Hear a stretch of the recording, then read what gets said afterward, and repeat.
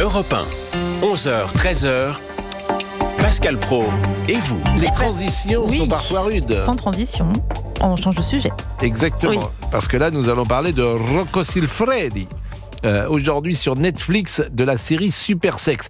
Vous voulez que je vous dise quelque chose ? Dites-moi. Je crois n'avoir jamais vu un film de Rocco Siffredi.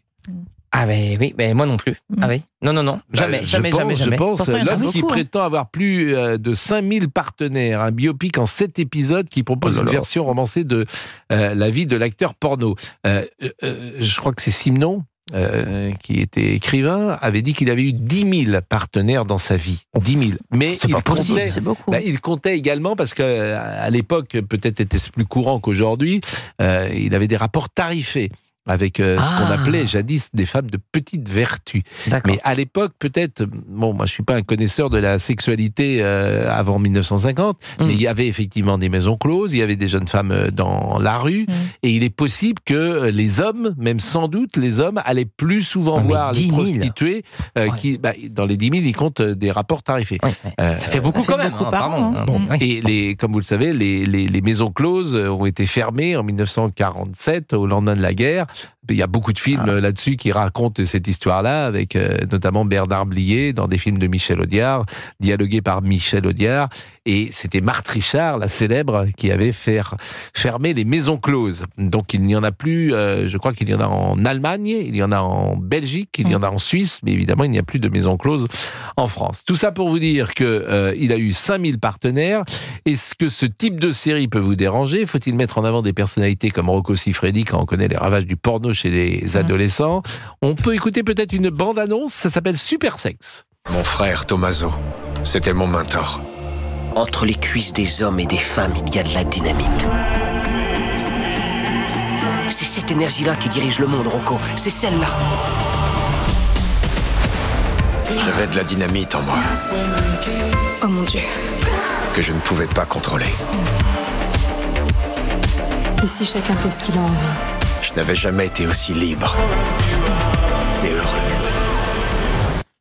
Rocco Tano, de son vrai nom, né à Ortona, dans les Abruzzes, région du sud de l'Italie au milieu des années 60, une famille ouvrière, une fratrie de garçons où la testostérone et les clichés sur les femmes abondent. Un magazine qui traîne dans le quartier lui fait découvrir un super-héros dont le pouvoir est son pénis. Nous sommes avec Gwendoline, qui a 26 ans. Bonjour Gwendoline. Bonjour. Et merci d'être avec nous. Vous vouliez réagir sur cette série Netflix Super Sex avec Rocco Siffredi d'abord.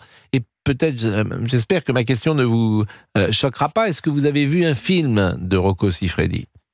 Non, du tout. Bon, est-ce que vous avez envie d'en voir un ? Non, du tout. Vraiment pas intéressé. Est-ce qu'il vous arrive de voir des films pornographiques, Gwendoline ? Pas du tout. Jamais vous n'êtes tombé sur une scène de film pornographique ?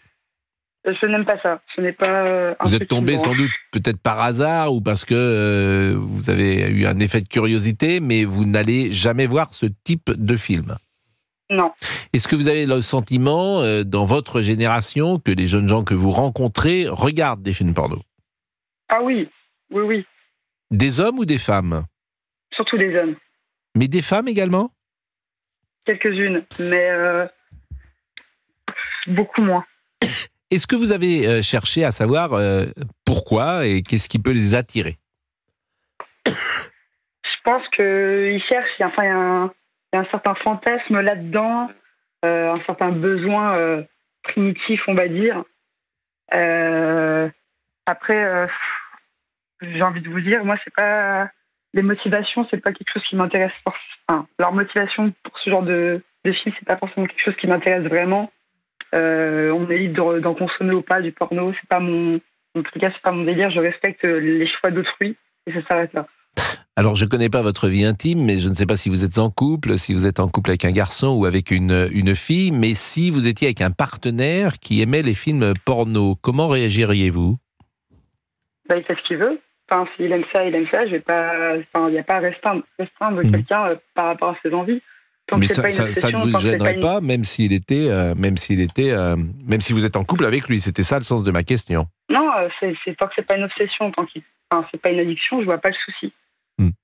Est-ce que vous pensez que ces films-là, parce que j'ai le sentiment que ce film donc de Rocco Siffredi vous ennuie, vous pouvez trouver qu'il a une mauvaise influence sur la société. Pourquoi ? Tout à fait. Parce que déjà, c'est un personnage qui est problématique, on va pas se mentir. Ensuite, très bien, il a réussi sa vie, mais il n'y a pas à mettre ce genre de personne en avant. Enfin, je vois pas l'intérêt premier. Surtout en plus quand on écoute la bande-annonce, je trouve ça un peu... Enfin, je sais pas, c'est... Moi, je trouve ça bizarre, c'est pas très valorisant, quoi. Il y a des choses plus importantes. Et puis, le problème, c'est que ça influe beaucoup sur les jeunes qui ont accès un peu à tout aujourd'hui. Donc, en même temps, vous êtes la preuve que non, puisque chacun a un libre choix, et c'est ce que vous exprimez, puisque vous-même, vous avez 26 ans, et ce sont des films que vous ne regardez pas, donc chacun peut avoir... C'est pour la nouvelle génération. Ah oui, parce que vous ne vous mettez pas dans la nouvelle génération, Gwendoline. Non, je pense que... C'est vrai qu'on est toujours la jeune génération de quelqu'un, mais vous avez 26 ans quand même. Parce que vous trouvez... Non, mais c'est intéressant ce que vous dites. Vous trouvez que déjà, il y a une différence entre vous qui avez 26 ans, par exemple, et puis des jeunes gens que vous connaissez qui ont 13, 14 ou 15 ans ? Oui, et puis même ceux qui ont 20 ans, c'est pas les mêmes mentalités. Enfin, on n'a pas eu le même accès, on va dire, En 6 ans, vous trouvez qu'une génération est passée. Entre 26 ans et 20 ans, vous voyez une différence ? Un petit peu, oui. Oui, mais c'est intéressant d'écouter cela. Bon, on va marquer une pause. DJ Fab, je ne vous demande pas si vous êtes consommateur de films... Olé, olé. Ah non, je n'ose pas regarder, j'ai peur. Dans le temps, on disait olé, olé. Mais vous savez que moi, souvent, je parle de mes grands-parents parce que ça m'amuse. Ils ont vécu dans une société où il n'y avait pas d'image. Avant 1940, il n'y a pas d'image. C'est-à-dire que tu ne vois pas la représentation de la femme. Mes grands-parents, ils étaient nés en 1907-1908, quand ils avaient 10 ans, 15 ans. Il n'y a évidemment pas de télévision, mais il n'y avait pas tout simplement d'image. Il n'y avait pas de cinéma, quasiment, à cette époque-là. Et quand tu les faisais parler, les premières femmes nues, ou même simplement un genou montré, créait un émoi dans la population qui peut surprendre aujourd'hui, où vous êtes, vous croulez sous les images. Quand vous me regardez comme ça, M. Boubouk, je ne sais pas quoi vous dire. Mais j'écoute ce que vous dites. Donc mais c'est vrai que ce sont des mondes qui ont tellement évolué. Et la multiplication... Alors moi, ce que je ne sais pas, on avait eu d'ailleurs une jeune femme... Oui. Comment ? Thérèse Argot qui était venue. Ouais. C'était intéressant d'échanger avec elle, parce que les ravages du porno sur la jeune génération, paraît-il, ça crée des jeunes gens addicts, etc. Le virtuel, c'est bien, mais peut-être que le non virtuel, c'est mieux. J'ai même des amis, moi, qui essaient de s'en détacher, mais qui n'y arrivent pas. Et c'est vrai. Ah oui, carrément. Mais je vous jure. Ça ne m'étonne pas de vos amis. Vous savez, Pascal, jusqu'au corps patard, dans les années 60, une speakerine avait été virée de la télé parce qu'on avait vu son genou. Vous savez comment elle s'appelait ? Non. Je crois que c'est Noël Noblecourt. Ah oui, Noël Noblecourt, exactement. Noël Noblecourt. Comment vous faites pour tout retenir comme ça ? C'est une encyclopédie. Noël Noblecourt. Exactement, elle s'appelait Noël. Vérifiez, mais je crois que c'est Noël Noblecourt. Bon, il est 12h15, à tout de suite.